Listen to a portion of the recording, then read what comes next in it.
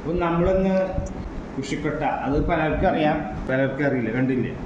അപ്പോൾ അത് മുറിച്ചിട്ട് നമ്മൾ പീസാക്കിയിട്ട് നമ്മളത് ഊണുകറി ഉണ്ടാക്കിയുള്ളത്. സാധാരണ പഴയ കാലത്ത് ശർക്കരപ്പാനി അല്ലെങ്കിൽ കൂട്ടുകറി ഇതാണ് ഉപയോഗിക്കാറ്.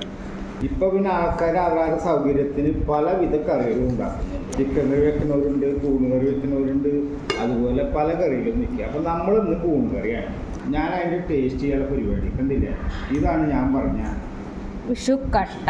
എൻ്റെ വെച്ചോ, ലക്ഷ്മിക്ക് രണ്ടെണ്ണം. എന്താ ഇനി ചേട്ടന് മുറിക്കുന്നവർക്ക് പൈസ കൊടുക്കണം. കണ്ടില്ലേ? ഇതുപോലെ മുറിച്ചിട്ടേ ഓക്കെ. ഞമ്മക്ക്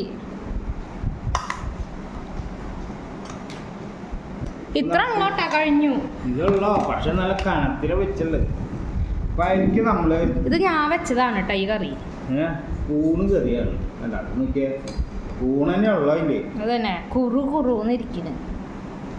ഓ എന്താ ടേസ്റ്റ്, അടിപൊളിയാണോ? ഇത് അടിപൊളി തന്നെയാണ്.